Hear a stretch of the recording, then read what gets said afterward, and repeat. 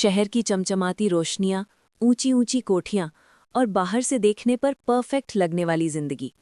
लेकिन कहते हैं ना, जितनी ज्यादा चमक उतना ही गहरा साया। कुछ घर ऐसे होते हैं जहां दीवारें सिर्फ ईंटों की नहीं बनी होती, बल्कि उनमें चीखें, आहें और अधूरी आत्माओं की बद्दुआएं दबी होती हैं। आज की कहानी भी ऐसे ही एक खानदान की है, जहां एक गलती की सजा किसी और को भुगतनी थी। गलती नितिन ने की थी और कीमत उसकी नई नवेली दुल्हन अलका चुका रही थी। हवन कुंड की लपटें उठ रही थी, मंत्रों की आवाज हवा में गूंज रही थी। मंगलम भगवान विष्णु, मंगलम गरुड़ ध्वजा। नितिन और अलका अग्नि के सामने खड़े थे।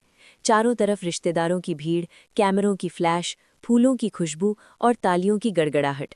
सब कुछ बिल्कुल परफेक्ट लग रहा था। नितिन की माँ की आंखों में आंसू थे। मेरा बेटा आज दुनिया का सबसे खुशकिस्मत इंसान है। किसी को अंदाजा भी नहीं था कि इस शादी की नींव खुशी पर नहीं, बल्कि एक खौफनाक बद्दुआ पर रखी गई थी।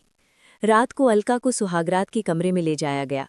कमरा लाल चुनरियों, फूलों और जलती हुई मोमबत्तियों से सजा था।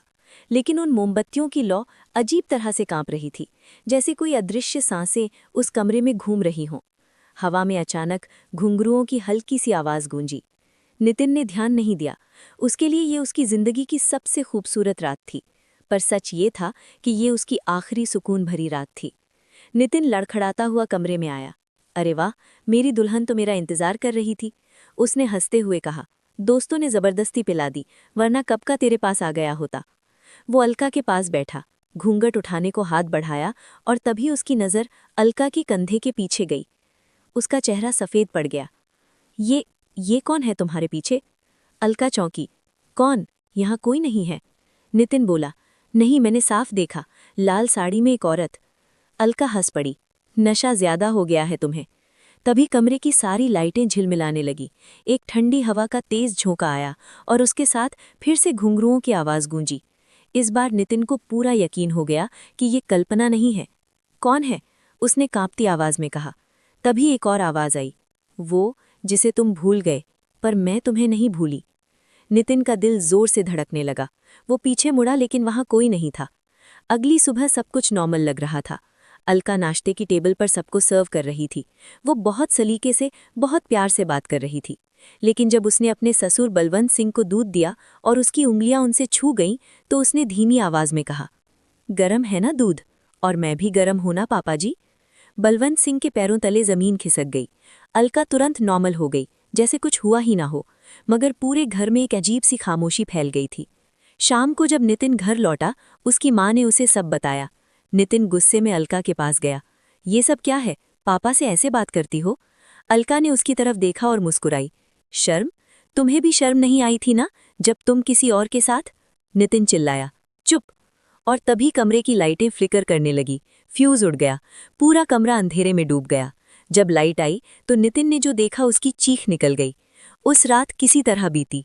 अगले दिन घरवालों को यकीन हो गया कि अलका पर कोई साया है। नींबू वाला टोटका किया गया और सुबह नींबू पूरी तरह सड़ चुका था। अब किसी को शक नहीं था कि कुछ बहुत गलत हो रहा है। रात को अलका कमरे के बीचों बीच खड़ी थी। लाल साड़ी, खुले बाल, गहरी काजल लगी आंखें और चेहरे पर एक ऐसी मुस्कान जो किसी तवाइफ की तरह मर्दों को फंसाने वाली थी। वो धीरे धीरे कमरे में घूम रही थी। दीवार से लगकर खड़ी हो जाती, अपनी उंगलियों से गर्दन सहलाती, कमर लचकाती। नितिन दरवाजे पर खड़ा ये सब देख रहा था। उसने कांपती आवाज में कहा, अलका, होश में आओ, ये क्या कर रही हो? तभी अलका बोली, कौन अलका? इतनी जल्दी भूल गए मुझे? नितिन का दिल बैठ गया और तभी वो बेहोश होकर गिर पड़ी। नितिन ने उसे उठाकर बिस्तर पर लिटा दिया, लेकिन उसका दिमाग पूरी तरह सुन्न हो चुका था। उसे अब यकीन हो गया था कि अलका के शरीर में अलका नहीं, कोई और है। कोई जो उसे जानता है, कोई जो उससे नफरत करता है, कोई जो बदला लेना चाहता है। पूरी रात नितिन जागता रहा। अलका कभी सामान्य दिखती तो कभी उसके चेहरे पर वो अजीब सी मुस्कान आ जाती जो उसकी रूह कंपा देती थी। अगली सुबह पूरे घर का माहौल बदला हुआ था। हर किसी की आंखों में डर था और हर कोई अलका से दूरी बनाए रखने लगा था। नितिन की मां ने आखिरकार एक तांत्रिक बाबा को बुलाया। बाबा ने जैसे ही अलका को देखा, उनका चेहरा सख्त हो गया। उन्होंने जमीन पर बैठी अलका से पूछा, बोल, तेरा नाम क्या है और तू इस लड़की को क्यों परेशान कर रही है? अलका ने धीरे धीरे सिर उठाया और सीधा बलवंत सिंह की आंखों में देखकर कहा, नाम भूल गए? रेशमा, नितिन सेठ की रेशमा। ये सुनते ही नितिन और उसके पिता के चेहरे का रंग उड़ गया, जैसे किसी ने उनके सीने में खंजर घोंप दिया हो। और फिर खुला वो अतीत जिसे उन्होंने दफन समझ लिया था। 2 साल पहले की बात थी। एक रेड लाइट एरिया, शराब की बोतलें, तेज मंजीक और अंधेरे में नाचती औरतें। नितिन उसे उसका दोस्त वहां लेकर गया था। वहीं उसकी मुलाकात रेशमा से हुई। रेशमा खूबसूरत थी, मासूम थी और उसे नितिन से प्यार हो गया था। नितिन के लिए वो सिर्फ एक मौज थी, लेकिन रेशमा के लिए वो उसकी पूरी दुनिया। वो उससे रोज मिलने लगी, सपने देखने लगी। उसने कहा था, नितिन, मैं तुम्हारे लिए सब छोड़ दूंगी। लेकिन नितिन हंस दिया था।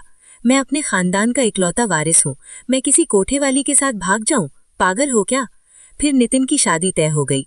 उसने रेशमा से मिलना बंद कर दिया। लेकिन रेशमा प्रेग्नेंट थी। वो उसके घर पहुंची, रोते हुए बोली, नितिन, मैं प्रेग्नेंट हूँ, ये तुम्हारा बच्चा है।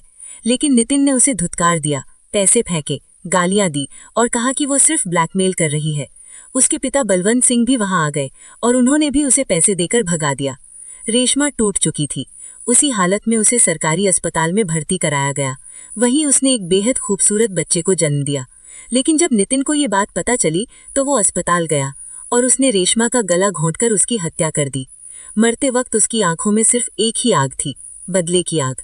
उसने कसम खाई थी कि अगर वो नहीं जी सकी तो वो भी उन्हें चैन से नहीं जीने देगी। अब वही रेशमा अलका के शरीर में थी। बाबा ने उससे कहा, रेशमा, तू एक मासूम लड़की को तकलीफ दे रही है, तुझे मुक्ति चाहिए या नहीं? रेशमा हंसी, मुक्ति नहीं चाहिए बाबा, मुझे इंसाफ चाहिए। तभी बाबा ने पूछा, तेरा बच्चा कहाँ है? ये सुनते ही पूरा घर सन्न रह गया। तब नितिन की माँ रोते हुए बोली कि वो बच्चा जिंदा है। उसने चोरी छुपे उसे किसी और को सौंप दिया था ताकि नितिन और उसके पिता उसे मार न सके। थोड़ी देर बाद वो बच्चा घर लाया गया। जैसे ही रेशमा ने उसे देखा, अलका के चेहरे पर वो शैतानी मुस्कान पिघल गई। उसकी आंखों से आंसू बहने लगे। वो एक आत्मा थी, लेकिन एक माँ भी थी। मेरा बच्चा, उसने फुसफुसाया। वो उसे छू भी नहीं सकती थी। उसने अलका से कहा कि वो उसके बच्चे का ख्याल रखे और तभी उसका गुस्सा शांत होने लगा। लेकिन नितिन का दिल अब भी काला था। उसने मौका देखकर पूजा की थाली से भस्म उठाई और पूरी ताकत से रेशमा पर फेंक दी। मगर उससे पहले ही एक तेज हवा चली और वो भस्म उड़ गई। रेशमा हंसी, मैंने कहा था ना, मैं तुम्हें चैन से नहीं जीने दूंगी। उसने नितिन को जमीन पर पटक दिया। उसकी रीढ़ टूट गई। वो जिंदा था, लेकिन एक लाश बन चुका था। उसी सदमे में बलवंत सिंह को हार्ट अटैक आ गया और वहीं उसकी मौत हो गई। अब हिसाब पूरा हो चुका था। रेशमा ने कहा, अब मुझे सुकून है। और फिर अलका के शरीर से काला धुआं निकला और खिड़की से बाहर चला गया। अलका बेहोश होकर गिर पड़ी। 1 महीने बाद सब कुछ बदल चुका था। घर के आंगन में धूप खिली थी। नितिन व्हीलचेयर पर बैठा था, बोल नहीं सकता था, हिल नहीं सकता था। उसकी आंखों में बस डर था। उसके सामने अलका बैठी थी, जिसकी गोद में रेशमा का बेटा खेल रहा था। अलका वही लोरी गा रही थी जो कभी रेशमा गाया करती थी। क्या रेशमा सच में चली गई थी, या उसका एक हिस्सा अब भी इस घर में था? ये राज हमेशा के लिए राज ही रह गया।